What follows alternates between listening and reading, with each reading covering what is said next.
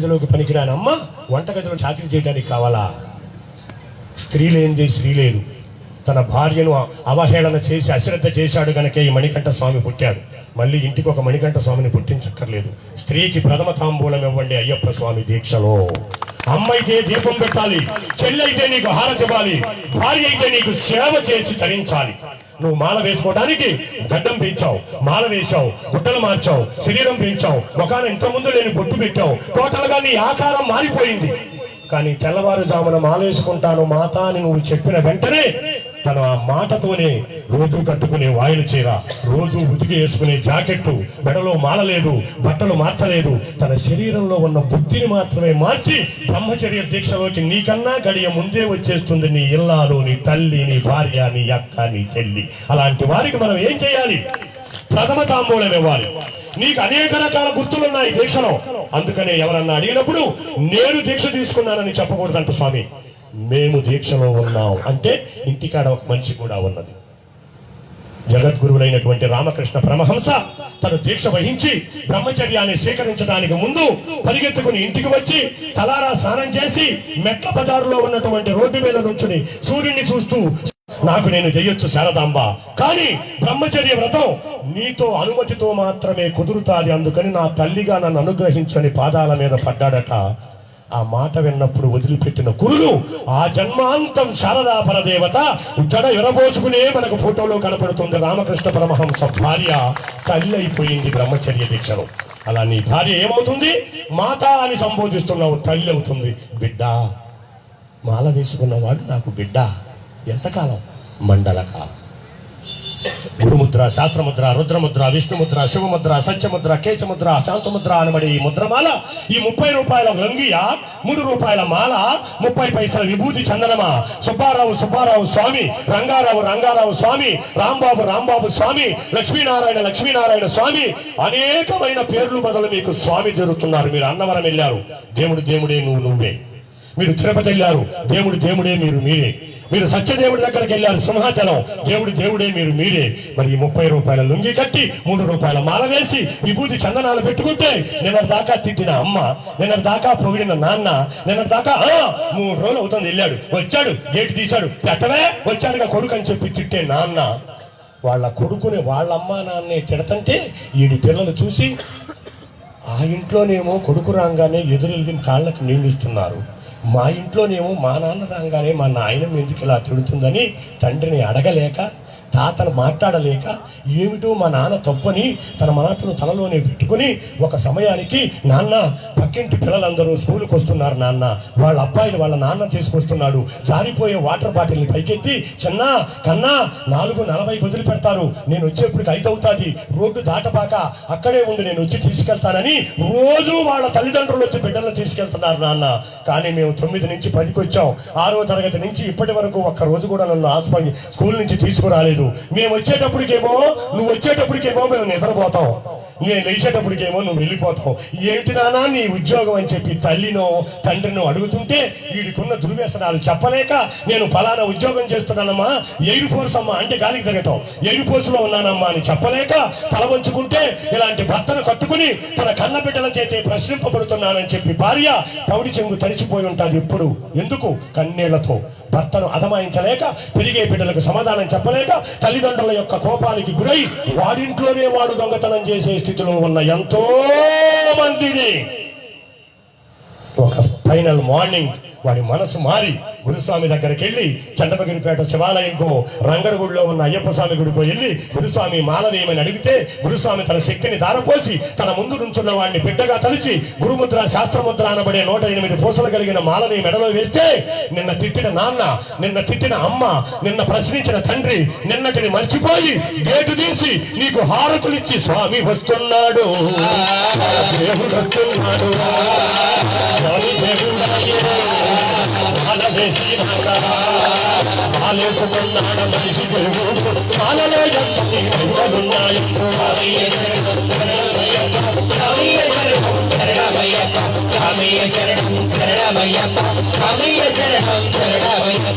నిన్నటి వరకు నీ జీవితం వేరు, నీ మాట వేరు, నీ పలుకు వేరు, నీ తిండి వేరు, నీ నడక వేరు.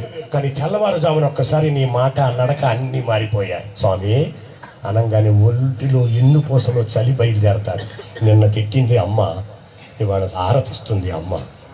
40 రోజులు నిన్ను దేవుణ్ణి చేసింది, 41 రోజు ఇరుముడి కట్టింది, 42 రోజు బస్ ఎక్కించింది, 49 రోజు తిరిగి ఇంటికి వచ్చారు. కర్మజాలకు ఆదివారం వస్తే ఆదివారం సాయంత్రం మాయమవుతున్నావు, మంగళవారం దాకా మళ్ళీ కనపట్టలేదు. అమ్మ అబ్బాయి ఇంటికి వచ్చాడు కదా అంటే వచ్చాడు పెన్నాం, ఆదివారంగా వాళ్ళంతా ఫోన్ చేశాడు, హలో కమింగ్ సార్ అన్నాడు. 40 రోజులు నీ మెడలో పాము లాంటి మాలతో నువ్వు దేవుడు అయ్యావు. 49వ రోజు పాకుడు మెట్ల మీద జారి పడినట్టు మళ్ళీ వెళ్ళి ఆ కొట్టుకాడికి వెళ్ళి పడిపోయేవరే. మాలేసుకుంటేనేరా ఈ స్వాములు, మాల తీస్తే అందరూ ఆ స్వాములేరా అంటుంది సమాజం. మనం మారాలి మన జీవితాలు.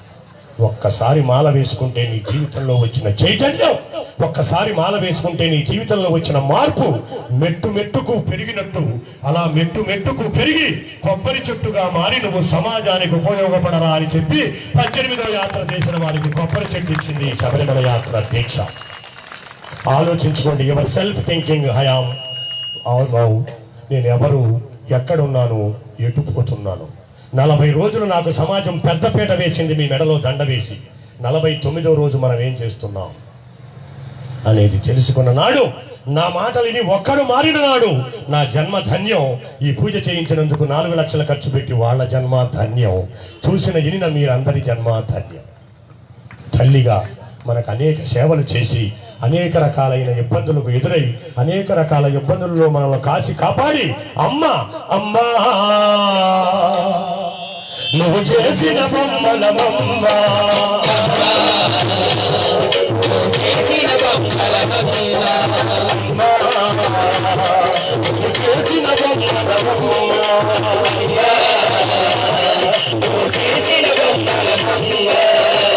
నాడు నీవు తిన్నావమ్మ,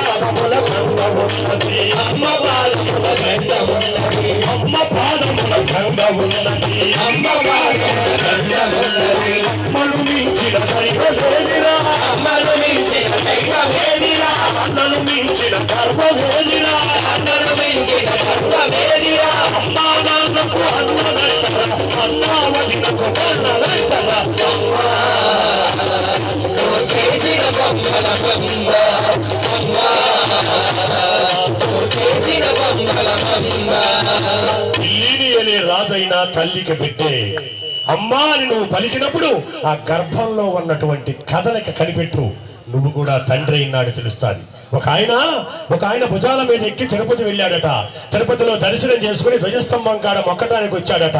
అప్పుడు పక్కన ఉన్న ఆయన అడిగాడట, ఏరా పిల్లోడా దేవుని బాగా చూశావా అని. చూశాను కానీ తాతయ్య, దేవుడు దర్శనమైన తర్వాత కానీ నాకు తెలియలేదు, నేను ఇప్పటి వరకు ఇంకొక అంటే నేను చాలాసార్లు చూశాను. మొదటిసారి కొడుకు వచ్చాడు కనుక వాడికి కనపడదని తన దర్శనాన్ని మానుకుని ఆ కొడుకుని భుజాలెక్కించుకున్న తండ్రులు ఎంతమంది ఉన్నారు ఈ సభలో. తండ్రులకు సలాం. అప్పుడు అనిపించింది వాడికి, ఎప్పుడు తాతయ్య దేవుణ్ణి అయితే చూశాను కానీ బయటకు వచ్చినా కానీ తెలియలేదు, ఇప్పటి వరకు నేనున్నది ఒక దేవుడి భుజాల మీదేనని. అది తండ్రిగా మనకిచ్చిన అర్హత. మీరందరూ తండ్రులయ్యారు, ఇప్పుడు తెలుస్తుంది మీకు అర్హత. కడుపు నిండా ఆకలుండి జేబు నిండా డబ్బుండి, కడుపు నిండా ఆకలుండి జేబు నిండా డబ్బుండి తినటానికి పదార్థాలు అందుబాటులో ఉన్నా కూడా నేను ఈ పూట ఇడ్లీ తినటం మానుకుంటే దొరికే 14 రూపాయలు రేపు నా బిడ్డ పెళ్లి నాటికి చక్కని పూల పంట కొనటానికి వస్తాయని చెప్పి దాచుకుని ఆ పూటకి ఆకలిని నీళ్లతో చంపుకునేవాడు రా తండ్రి అంటే. అలాంటి తండ్రి ఆశలకు ఎంతమంది బిడ్డలు గండి కొడుతున్నారు, ఎంతమంది బిడ్డలు తండ్రి మాట వింటున్నారు, ఎంతమంది బిడ్డలు తండ్రి యొక్క ఆలనా పాలనలో బతుకుతున్నారు ఆలోచించండి. ఊరికొక రామ మందిరం, సందుకొక సాయిబాబా గుడి, ఊరికొక రామ మందిరం, ప్రతి సెంటర్లోనూ ఒక దుర్గాదేవి ఆలయం, వినాయకుడి ఆలయం. ఇవి చూసుకుని మనం త్వరలు కొట్టుకోవాలా? ఊరు బయట పిల్లలు వదిలేసిన పెద్దల కొరకు ఏర్పాటు చేసిన ఓల్డేజ్ హోములను చూసుకొని మనం సిగ్గుపడాలా తెలియని స్థితిలో ఉంది ఈరోజు హిందూ ధర్మం. మేమొస్తున్నామని మన ధర్మాన్ని పలచన చేయడానికి, మన ధర్మాన్ని విడదీయటానికి మన మధ్యకు దూరి వారు అందరూ వచ్చేసి మా మతం గొప్పది, మా దగ్గరకు రండి అని బొట్టు తీస్తున్నారు, తీస్తున్నారు.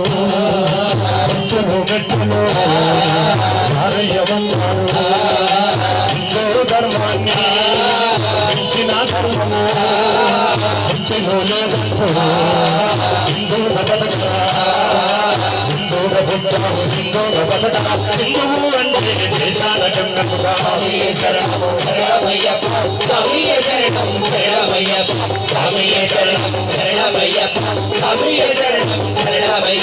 ఎక్కడో కేరళ రాష్ట్రంలో 4000 సంవత్సరాల నాడు ఆర్యాంబ శివగురువులు అనే ఒక పేద బ్రాహ్మణుల ఇంట పుట్టి కేవలం 32 సంవత్సరాలు బతికి నేను 32 ఏళ్లే బతుకుతానని ముందుగానే తెలుసుకుని బ్రహ్మరహస్యాన్ని 8వ సంవత్సరంలో బ్రహ్మరంగంగా సన్యసించి తన 32 సంవత్సరాల్లో 3 సార్లు ప్రాణగండాన్ని దాటి 32వ సంవత్సరం పూర్తవుతుంది. తెల్లారితే 33 వస్తుందనగా అందరూ చూస్తుండగా కేదారనాథ్ మంచు పర్వతాల్లో అలా సంగమం చెంది కనపడకుండా మాయమైపోయి హిందూ ధర్మాన్ని రక్షించడానికి తన బ్రహ్మచర్యాన్ని స్వీకరించి అక్కడ శృంగేరి శంకర మఠంలో శారదాపీఠాన్ని మొదటి స్థానంగా, గుజరాత్లో ఉన్న ద్వారకలో ద్వారకాపీఠాన్ని 2వ స్థానంగా, బద్రీనారాయణ క్షేత్రంలో ఉన్న బద్రీనాథ స్వామిని 3వ స్థానంగా, మీ ఎన్నెముకలో వెనుకలే ఉన్నటువంటి పూరి జగన్నాథ స్వామిని 4వ స్థానంగా పెట్టి 4 పీఠాలు పెట్టి ఈ 4 పీఠాల మధ్యన ఉన్నది ఈ ప్రాంత దేశంలో, ఈ బ్రహ్మ ప్రాంతార్థంలో ఈ భారతదేశానికి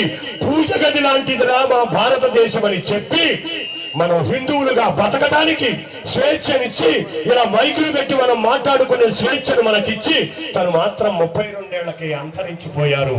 ఎవరు? జగద్గురువులైన శ్రీ శ్రీ శ్రీ శ్రీ ఆదిశంకరాచార్యుల వారు. ఒక్కడి పట్ల తప్పట్లు కొడితే ఏమవుతుందో పట్టుకోతే ఏమవుతుంది. ఎమ్మెల్యే గారు రోడ్డు వేస్తారనగానే బాధ చేస్తారనమాట. ఈ ఎమ్మెల్యే గారు వేసిన రోడ్డు మీద మనం నడవాలి అంటే, మనం ఉండాలి అంటే హిందూ ధర్మం బతకాలి కనుక ఆయన చనిపోయి మనల్ని బతికిచ్చాడు రా జగద్గురువులైన శంకరులు. ఎంతమందికి తెలుసు జగద్గురువుల శంకరుల గురించి చెప్పండి. మా మనవడు అడుగుతాడు, తాతయ్య ఎందుకు తాతయ్య రోజుకొకసారన్నా శంకరు ఆ తాతయ్య గారి ఫోటోలోకి వెళ్ళి మా తలకాయ ఇట్ట పెట్టుకుని బాధపడతావు అంటే, నీ మనసులో ఉన్నది నాకు చెప్పుకో, నీ బాధను నేను తీరుస్తాను రా, హిందువుగా పుట్టావు నాకు బంధువై బతకరా అని చెప్పాడు శంకరులు. మనం హిందూ అనేవాడు ఇంట్లో ఉండవలసినవి నాకు తెలిసి 2వ ఫోటోలు మిత్రులారా. ఒకటి మీ కన్న తల్లిదండ్రులది, 2వది జగద్గురువులైన శంకరులది ముఖద్వారం మీద పెట్టుకోవాలి. ఎంతమంది ఇంట్లో ఉన్నదో మీరే ఆలోచించుకోండి గుండె మీద చెయ్యవేసి. బాహుబలి తీసిన వాడినో దాంట్లో నటించిన వాడినో నీ మోటార్ సైకిల్ మీద పెట్టుకుంటావా? ఆడా నీకు హీరో మీ నాన్న కాదా? 40,000 అప్పున్నా ఇంకొక 40,000 అప్పు చేసి 10వ తరగతికి వస్తున్నాడు, పిల్లోడు చదువుకుంటానికి లేట్ అయిపోతుంది, సైకిల్ తొక్కలేకపోతున్నాడు అని తన జీవితాన్ని తన తాకట్టు దగ్గర 40,000 అప్పు తెచ్చి నీకు మోటార్ సైకిల్ కొనిచ్చి మోటార్ సైకిల్ మీద నువ్వు వెళుతుంటే వెనక నుండి తలుపు చాటు నుంచి చూసి ఆ అప్పు యొక్క నీ తండ్రి కదా నీకు హీరో తండ్రి ఫోటో ఉండాలా? పవన్ కళ్యాణ్ ఫోటోనా లేదా ఇంకొక సినిమా యాక్టర్ ఫోటో ఉండాలా? ఎవరు నీకు హీరో? ఆ హీరో ఈ హీరో కలిసేమో కృష్ణావరాయిలో పార్టీలు చేసుకుంటారు. ఈడి పెళ్ళాం పుట్టినరోజు కాడు వడ్రాలు వేస్తాడు, ఆడి పెళ్ళాం పుట్టినరోజుకి వీడు రబ్బర్ నెక్లెస్ ఇస్తాడు. వాళ్ళు బాగా ఉంటారు, నువ్వు అటు నుంచి వెళ్ళు నేను ఇంటి నుంచి వస్తానంటారు, వీళ్ళు మాత్రం కొట్టుకు చేస్తా ఉంటారు. మన జీవితాలకు హీరోలు సినిమా హీరోలు కాదు మిత్రులారా. మీ తల్లి మీ తండ్రి నిన్ను మొట్టమొదటిసారి శబరిమల యాత్ర చేయించిన గురువు నీ జీవితానికి హీరో. ధర్మం సన్నగిల్లిపోతుంది. ఆవేదనతో చెప్తున్నాను, అర్థం చేసుకోండి. వస్తున్నారు పరాయి మత వాళ్ళు వస్తున్నారు, మన మధ్యకు చొచ్చుకు వస్తున్నారు. మీ గుడికి వెళ్తే కొబ్బరికాయ కొట్టాలి 10, కానికెయ్యాలి 10, పూజారికి ఇవ్వాలి 10, 3 పదులు 30, 3 సార్లు వెళ్తే 100. ఎన్నిసార్లు నేస్తావు? 100. అదే ఆదివారం నాడు మా గుడికి మాంసం వేసి భోజనం పెడతాం, అనేక రకాలు ఇస్తాం. కానీ ఒకటి మాత్రం చేయాలి. ఏం చేయాలి? బొట్టు తీసేయాలి, వదిలేయాలి. మాకు అద్దాలతో మనలో మనకు చిచ్చుపెడుతున్నారు. అవును కదా?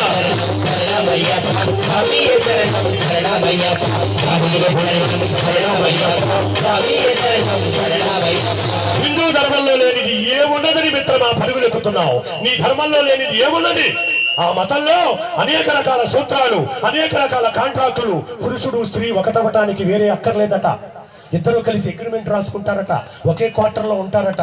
ఎవరికి ముఖం వచ్చినా రెండవ వారికి అగ్రిమెంట్ చించేసి వెళ్ళిపోతారట. వాళ్ళ కల్చర్ అది. కానీ మన హిందూ వ్యవస్థ పావలా పసుపు, 10 రూపాయల తాడు, 350 రూపాయలు పెట్టిన చిన్న మంగళ సూత్రం అనబడే చిన్న బంగారు రేకు.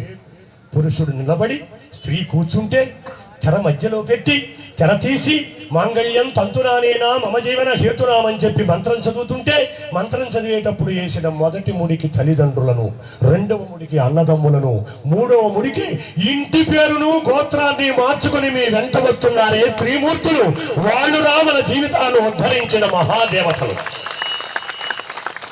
బియ్యంలో నుంచి రాళ్లు వేరు చేయవచ్చు, అన్నంలో నుంచి గంజిని వేరు చేయవచ్చు, ఇసుకలో నుంచి తైలాన్ని వేరు చేయవచ్చు, బంగారంలో నుంచి రాగిని వేరు చేయవచ్చు, కోడిగుడ్డులో నుంచి పిల్లను వేరు చేయవచ్చు. కానీ ఒక్కసారి రెండు కలిపి మద్దన చేస్తే జీవితంలో ఏ సైన్సు విడదీయలేనిది, ఏ ప్రొఫెసరు వేరు చేయలేనిది జీలకర్ర బెల్లము అనే 2 పదార్థాలను కలిపి మస్తకం అనే బ్రహ్మరంధ్రంలో తమలపాకుతో పెట్టి తెర తీసి ఒకరి ముఖంలోకి ఒకరు అరాఘడియ చూసుకోవాలట. అంటే 1.5 నిమిషం చూసుకోవాలట. తీసినప్పుడు పురుషుడు చూస్తాడట, నువ్వా నా జీవితాన్ని ఉద్ధరించి నన్ను ఒక ఇంటి వాడిని చేసి ఒక సమాజంలో ఒక బిడ్డకు తండ్రి చేయటానికి వచ్చిన దానివి నువ్వా? ఎంత త్యాగం చేశాడు మీ నాన్న. బంగారం దానమిచ్చారు, ఆవుని దానమిచ్చారు, భూమిని దానమిచ్చారు.